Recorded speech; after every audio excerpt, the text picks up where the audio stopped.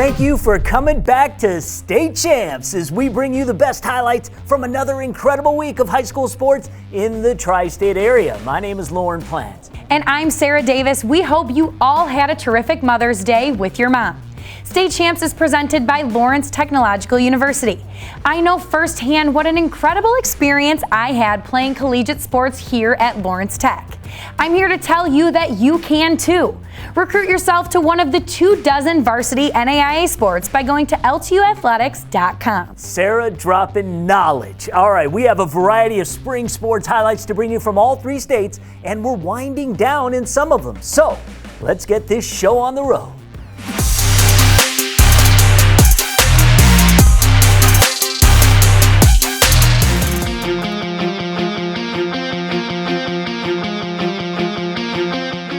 I'm Mike Erlaitis, and we head to the west side of the state. It was the Battle of Zeeland as East took West. And we pick things up in the bottom of the first. Zeeland East with a runner in scoring position. It would be Aiden DeGraff coming through with a base hit, scoring Corey Holtrust to give the Ducks a 1-0 lead.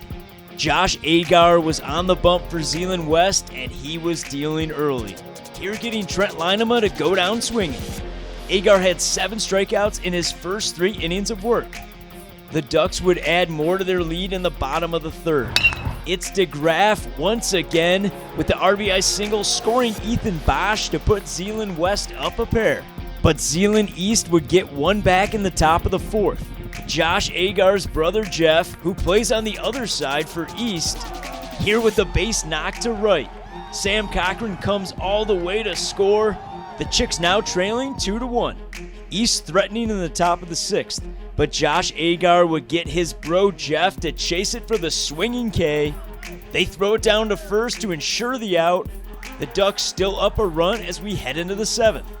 But the Chicks would respond in the top of the 7th. With a runner on second, it would be Trevor Raid taking the pitch to left center. Ethan Hoagtailing would come in to cross the dish, and we are all knotted up at 2 apiece. Then moments later, it would be Brooks Huizenga with the single. That would score Noah Ledford. They added one more as Zeeland East now takes the lead at 4-2.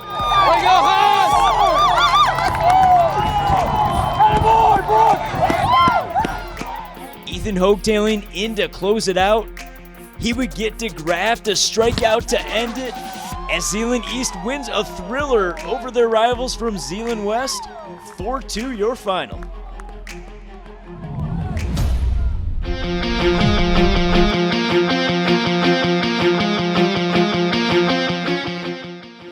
I'm Greg Molson in Chesaning, where the Indians were on their home diamond taking on St. Charles in a Tri-Valley Conference softball matchup. Chesaning threatening with 2 runners on in the bottom of the first, and Ellie DeRussell brings them both in. She hits it to the gap in left center, bringing in both runners for the early lead. The Indians add one more in the inning. Abby Van Haren hits one deep to the gap in right center, off the fence. That brings in the courtesy runner to make it 3-zip. How about some defense from the Indians? Haley Grunis lays down the bunt. Kylie Florian throws the first for 1 out. Steph Hero then makes the throw to third to make it a double play. It was 4-0 in the third when the Bulldogs get on the board. Brenna Ashton lays down the bunt. This time, Chesaning doesn't get anyone out as Trinity Birch comes home to score. The Dogs added 2 more in the inning. Peyton Parrish hits this one off the wall in right center to bring in a run to cut the lead to 4-3. That was it until the bottom of the 6th. Bases loaded for Allison Oakes, who hits the pop-up to right. It drops in and brings in Haley Rolfe. The Indians going up 6-3, and they win it 6-4. DeRussell getting the final out on the ground out to third. Chesaning improves to .500 for the season.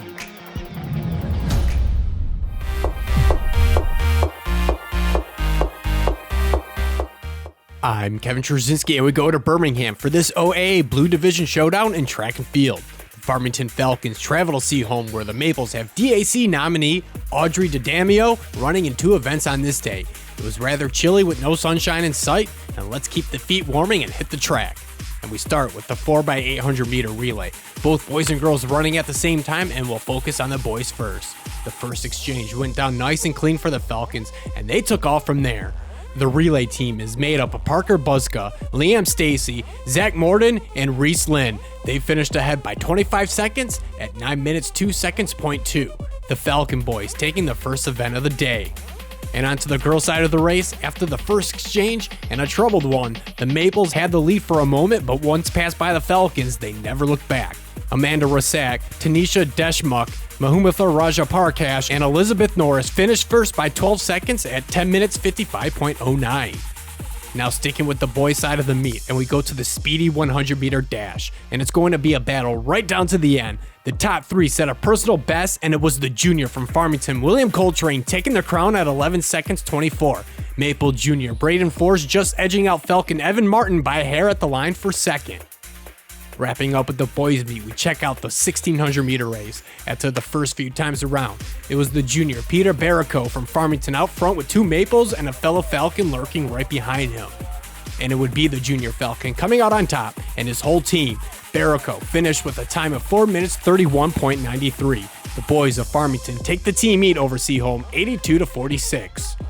Moving along to the girls' side of the meet, and DAC nominee Audrey D'Adamio taking part in two events, and we captured them all. Starting with the 800 meter race, the Stanford-bound runner took command of the race from start to finish. D'Adamio finished in first by over 15 seconds, posting the time of 2 minutes 15.34.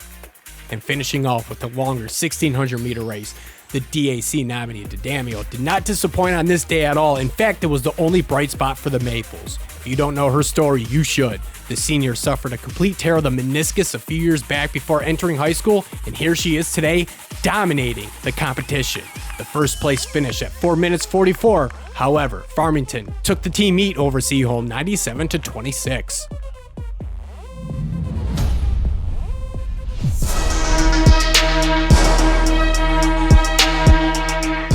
I'm Lauren Plants with the L'Anse Creuse North Crusaders. We're hosting a MAC White matchup in girls soccer, taking on the Utica Chieftains. The Crusaders seeking revenge after dropping their first matchup with Utica in April. Chieftains 500 at 3-3 in the white division, but came into this one with some players out and nursing some injuries. Just 3 minutes in, however, Alexis Powerski with the touch pass to Maddie Bages, splitting the Crusader defenders. She finds the back of the net to put the Chieftains on the board. L'Anse Creuse North came into this matchup 4-1-1 in league play. Midway through the first half, Kaylee Cobb passes it up to Haley Bennett, and she is going to do the rest. Streaking upfield, great shot from the angle. Bennett scores to knot the game at 1. A minute later, the Crusaders building off of that momentum. The freshman Isabella B-Rod picks up the loose ball. Great move, and with the left foot, her shot trickles into the back of the net. Crusaders back on top. 15 minutes left in the first half. Utica inside the zone looking for the equalizer. Ball popped out, but nice job by Lena Ray to corral it, then just legs this one towards the box that arcs into the strings. Nice shot. And that was the catalyst for the Chieftains as they would find the twine 2 more times before the break. Bages on the rock, and she will send a beautiful ball upfield to a streaking Powerski. She shoots and scores. Chieftains up 3-2. Then, with under 2 minutes to go in the half, Utica with great pressure deep in the north end, and it's the junior Bages again, ripping a shot up and over the goalkeep. Her second of the evening. Utica held a 2-goal lead at intermission. But the Crusaders came out with confidence in the second half. 10 minutes in, Kaylee Cobb with the steal at midfield. She will deliver a perfect outlet onto the foot of the speedster B-Rod. She fires in her second of the day. 2 minutes later, it would be the Crusaders again on the attack. B-Rod with a nice pass out front to the junior captain, Bennett. She notches her second goal to tie the game up at 4. The scoring would end there as both teams fought to the final whistle in a rainy shootout. This one ends in a draw, 4-4 the final. Crusader goal number 6.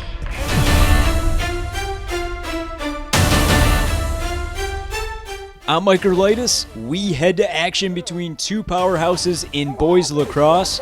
The Cranbrook Kingswood Cranes on the road visiting the Eaglets of Orchard Lake St. Mary's. All Eaglets in the first.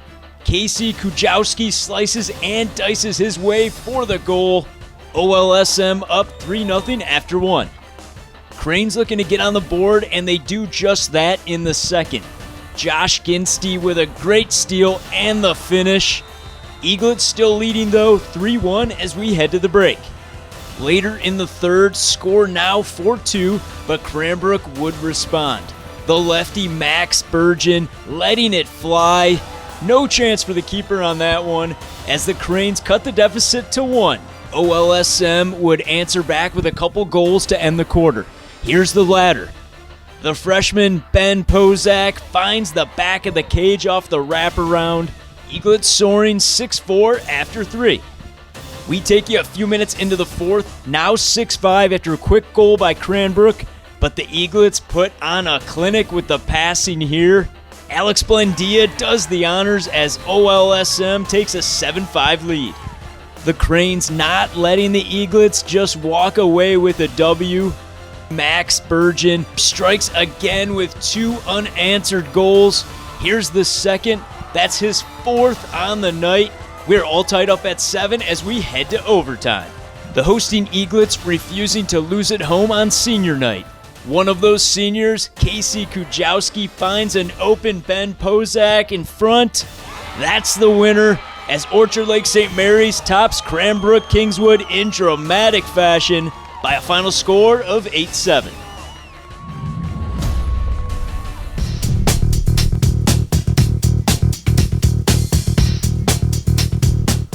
Let's go to boys golf, to the Meadows Golf Course in the campus of Grand Valley State University for the Grand Haven Jamboree. 8 schools competing in this jamboree, and we begin with Alexander Karhunen from Jenison High School getting the par putt to go in on the 4th hole. The Wildcats finish the day in 8th place. We go to the first hole, and here is Dario Bonazzi with the par putt, as his Falcons would end up in 7th. Let's go back to the par 5, 4th hole. Andrew Meister from Holland, West Ottawa with the eagle attempt. Just misses, but he would tap in for the bird. The Panthers as a team finished in 6th. We check out the host school, Grand Haven. Logan Melcher with this chip on the par 5 first hole, and it goes in for eagle. He would shoot a 42 for 9 holes, as the Bucks would end up in 5th. Let's check on the Rockford Rams on the 3rd hole. CJ Stefan here tapping it in for par. He would shoot a 36 for 2nd individual on the day. Rams would be tied for 3rd place. Next, we take a look at Ashton Harema from Granville. Here sinking the birdie on the 4th. The Bulldogs also finished in a tie for 3rd with Rockford. We now go to the 3rd hole, and it's Ethan Blau from Hudsonville making the par putt as he finished with 3 over 39 as the Eagles would be a runner-up. That's because this day would belong to Caledonia. Here's Bryce Fleischer on the 3rd making his par putt. Then it would be his teammate Landon Wanless on the 4th. Misses the eagle putt but has a short tap in for birdie as he finished as the individual winner with a 2 under 34 for 9 holes.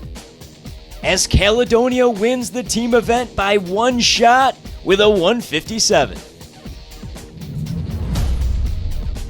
A couple of years ago, we had a great opportunity to head out to Portage Central where they were honoring one of their own. A freshman was brought up to play on the varsity squad because she was in the middle of a life-struggling battle. It was against the disease DIPG. Sophie Varney had a great attitude, and she is a great player. Tragically, she lost her battle, and she lost her fight, but she is not forgotten, as we learned last weekend.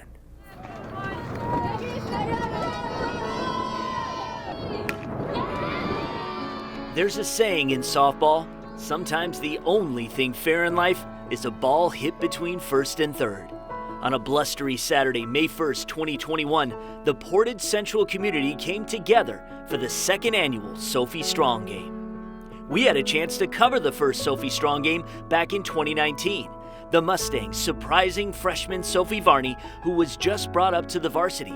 You wouldn't know it by meeting her, but Sophie was beginning the fight of her life. Diagnosed with the disease diffuse intrinsic pontine glioma, or DIPG, it's a brain tumor, and it takes no prisoners. Sophie got to play in the game named in her honor, did quite well too. In fact, flash forward this season, she was going to be a key piece of the Portage Central squad as she began her junior campaign. But Sophie lost her battle and succumbed to the disease in December. Sophie loved softball. She literally fell in love with the game when she was probably 4 years old. She would cry if practice was canceled. She'd have her cleats laced up, an hour before we had to leave. So I think for her to be able to play after diagnosis and get in another full season, her last weekend, which we didn't know it would be her last travel weekend, but her last weekend playing at full speed prior to COVID then, she batted 600 for the weekend. Sophie was such a huge part of our family. She is, to us at Portage Central Softball, Sophie is the reason we continue to play. She's our reason to keep winning. She's a role model to everybody. Everybody should want to be like her. Everybody should want to act like her. Sophie was amazing, and she will continue to be a huge legacy here at Portage Central. Her spirit lives on.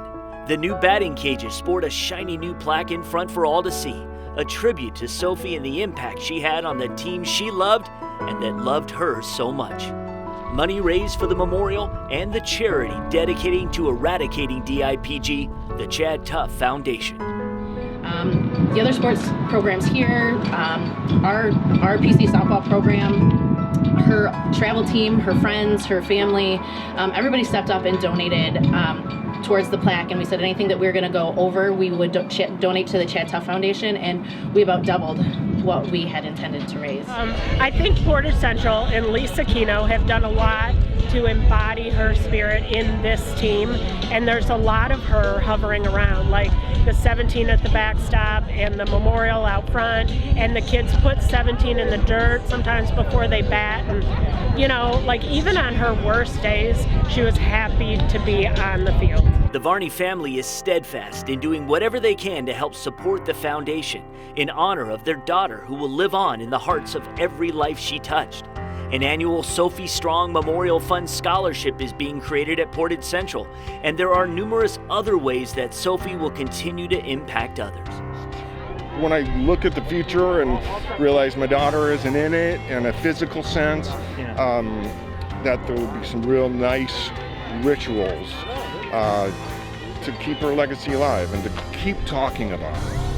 Sometimes when these tragic things happen, I've had friends that have lost children and nobody talks about them anymore because they don't want to think they're going to upset you or whatever. That's not how I have viewed this. I want to keep talking about her and keep creating these legacy projects where we can kind of keep talking about Sophie Strong and what that meant. So she would be really thrilled with all the funds and donations and things that we did to raise money for that. That was something she was most passionate about, and she would have just been really happy that we were raising awareness. And come back next year, because this event will live on. Every year, this is the plan. Unfortunately, we had a plan for last year, so this is it. We'll have one every year, and we're going to continue to raise money in her name. The Chad Tuff Foundation was something very dear to her. She really, really, really wanted a cure. She doesn't want this to happen to any other family. The irony is that her and her mom, their birthday is actually National DIPG Awareness Day. This is something that we're going to continue to do and carry on her legacy and carry on her fight. And we're going to pick up where she left off and continue to raise that money and awareness for her as much as we can. When times were tough for me, personally, emotionally, dealing with everything as well, I just always tell myself, just follow Sophie's lead, and I think we'll just keep doing that. So. If you would like to give to the Sophie Strong Memorial Fund, visit the Kalamazoo Community Foundation website at connect.calfound.org/give-now and search Sophie Strong. I'm Lauren Plant for State Champs. Time now to take a look inside Lawrence Technological University Athletics. Let's take a look at the practice report from the LTU women's lacrosse team as they travel to Savannah, Georgia for the 2021 NAIA National Championship Tournament. Well, it's been really hot out here, but we've been pushing through it and making sure we're keeping our mentality up so we don't get in our own heads. I think we've been playing pretty well, especially considering we're coming from 50-degree weather. Our main thing is working on keeping out of our own heads. We really want to make sure that we don't get down on ourselves and that we keep the energy up the whole game. Take your future into your hands. Visit LTUathletics.com and recruit yourself. Lawrence Tech, where Blue Devils dare.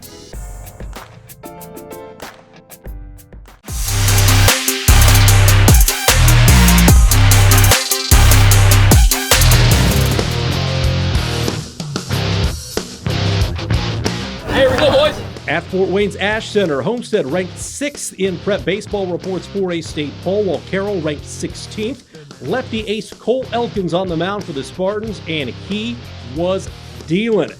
The Louisiana Lafayette signee, you're going to see him here with a strikeout. Elkins would go 4 2/3 innings, gave up 3 runs, 2 earned, struck out 10, but would walk 8. Bottom of the first, Carroll starter Josh Coons in a little bit of trouble. He's got 2 runners on, and Homestead senior Caleb Colpine steps to the plate, and the lefty strokes one into center. Nick Hockemeyer scores. Carter Matheson, who signed to play at IU, he scores as well as Homestead takes an early 2-0 lead. Coons would find his groove after that. He goes 4 2/3 innings, strikes out 7, giving up 3 earned runs. Meanwhile, Elkins, the future Raging Cajun, held Carroll scoreless until the 5th as Homestead goes on to win by a score of 5-4 over its arch-rival, Carroll.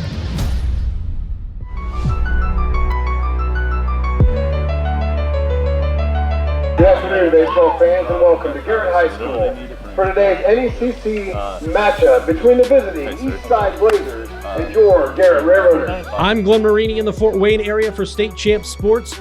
Big game in the Northeast 8-Corner Conference. First place on the line as Eastside and Garrett undefeated in league play coming in. Top of the first, Eastside threatening, bases loaded when Jack Buchanan grounds to third. He's out at first, but Owen Willard scores from third, and the Blazers on the board first, up 1-0. Later in the inning, the Blazers striking again. Off the wild pitch, it's Wade Miller coming in from third as Eastside plates 2 in the top of the first to take an early lead. After that, though, Garrett ace Gage Smith would settle in.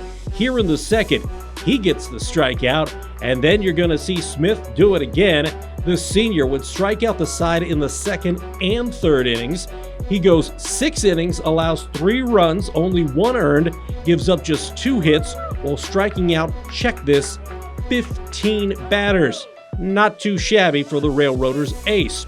Bottom of the third, Garrett gets on the scoreboard. Blake Ratcliffe at the plate. It's Elijah Johnson scoring on the wild pitch, but it wouldn't be enough as Eastside goes on to derail the Railroaders of Garrett by a final of 3-2.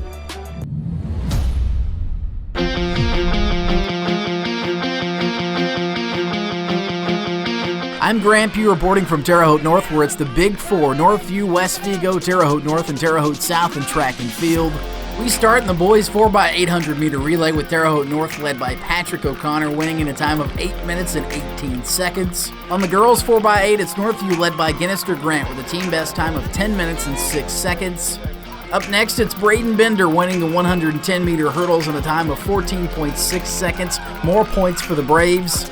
South makes it a sweep in the hurdles with Courtney Jones winning the 100 meter hurdles in a time of 15.77 seconds, the start of a big night for her. West Vigo's Eli Roach runs away for a win in the 100-yard dash with a very impressive time of 11.29 seconds and points for the Vikes. The girls' 100-meter dash goes to who else but Courtney Jones with a time of 12.4 seconds. Terre Haute North's Donald Dean wins the boys' high jump by clearing 5 feet and 10 inches. North makes it a high jump sweep as Mackenzie Turner clears 5 feet. Host Terre Haute North gets a big win in the 1,600-meter run thanks to senior Anthony Adams' time of 4 minutes and 26 seconds. Freshman Elia Hayes wins the girls' 1,600-meter run, barely even breaks a sweat in a time of 5 minutes and 26 seconds. It's a South victory in the 400-meter dash as Nick Beaumont wins in a time of 51.95 seconds.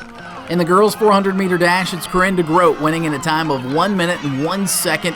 Check out this finish in the 300-meter hurdles as Kane Garrison walks away a winner in almost a 44 flat. Girls 300-meter hurdles, it's Courtney Jones running away again with a victory in 49 seconds. Last but not least, Kale Light wins the 800-meter run in just under 2 minutes. And it's Grant winning the 800-meter run for Northview in a time of 2 minutes and 28 seconds. Terre Haute South sweeps the meet in Big Four for boys and girls.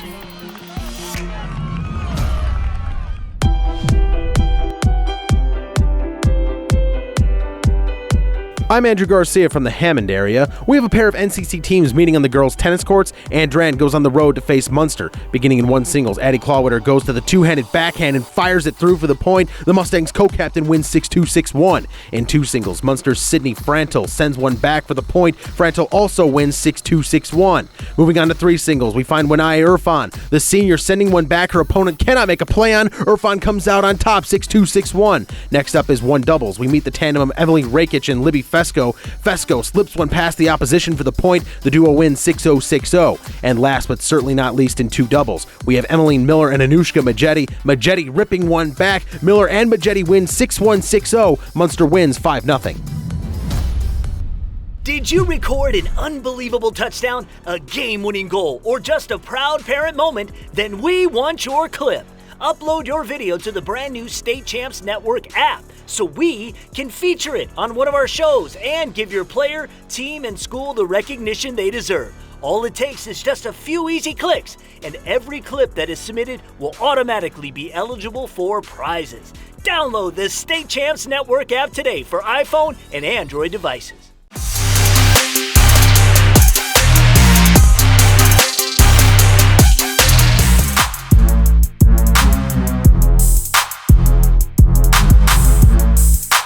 At the Jim Thome All-Star Complex, two red-hot teams playing in front of a big crowd at the Ohio Jesuit Tournament.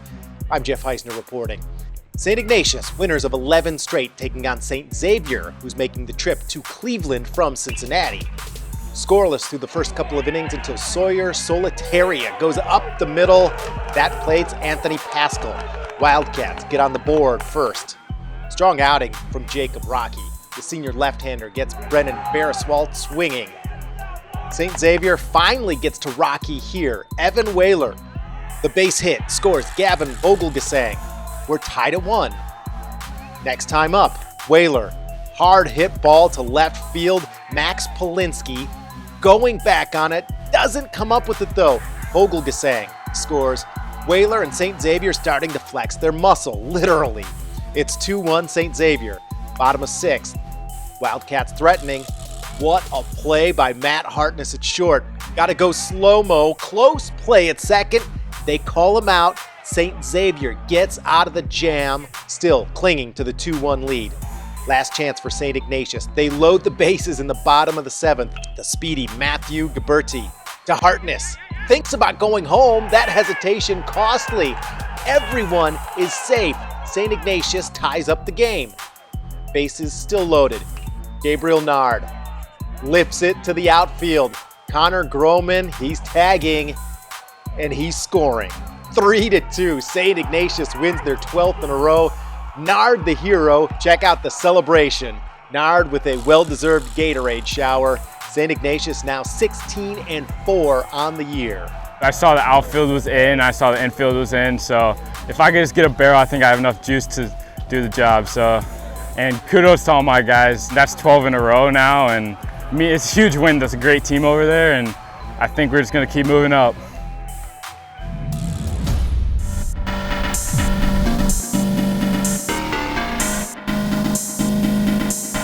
I'm Chuck Pellerito with some girls lacrosse highlights. The Carroll Patriots made the trip to Columbus to take on the St. Francis de Sales Stallions. Both teams coming into this matchup at 10-5.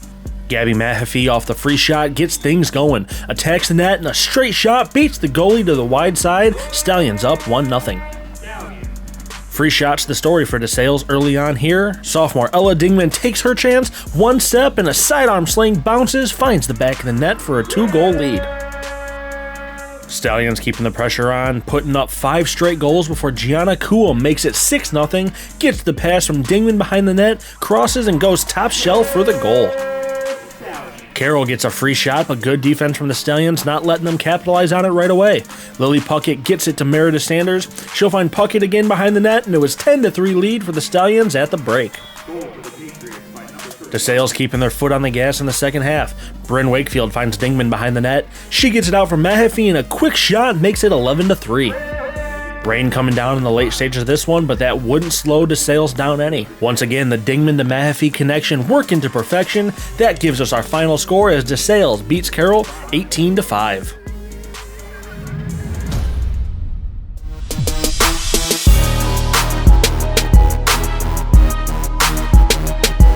I'm Chuck Pellerito with some action inside this spring. Boys volleyball from Archbishop Moeller as the Crusaders were at home taking on the St. Xavier Bombers. Both teams coming in at 13-3. Second time they're meeting this year. Bombers won at 3-1 earlier this season. First set, Moeller up 8-4. Good back and forth before Will Patterson gets way up for a kill, but Kyle Toom and Henry Kastner right there for the Bombers to get a block. Crusaders not able to get it back over the net.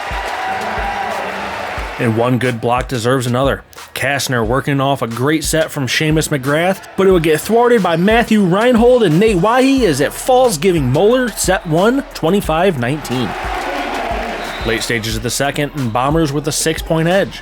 A great dig up from the Crusaders' Jude Lewis. Wahi tries getting it over, but the combo of Toom and Kastner too much as they get another block. And at set point, check out the great set from Benjamin Carmesino over to Connor Tooman. He gets way up for a big kill as St. Xavier takes set number 2, 25-18. Moeller took the third set, 25-19, after the Bombers' serve goes just long. Fourth set would go back and forth, and Toom with another big kill attempt. Connor Smith tries to dig it up, but it's just out of the reach for a Bombers point. Crusaders answer back. Jack Carroll gets way up for a kill. St. X block attempt ends up out of bounds. Moeller goes up 16-15. Bombers would go on a run to finish this set off, though, as they head to a decisive fifth set after winning the fourth, 25-20. And on match point, Bombers will get a great set. Carmesino over to Michael Berkmeyer, but it goes just long. Moeller wins a thriller in 5 sets over St. Xavier.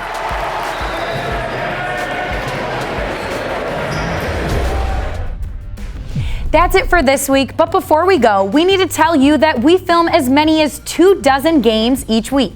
You can catch all of the highlights in a variety of ways. State champs Michigan, Ohio, and Indiana are on Facebook, Twitter, Instagram, and YouTube. Or download the free State Champs Sports app. So many ways. All right, as we always say, let's do this again next week, shall we? We'll see you then. Thanks for watching.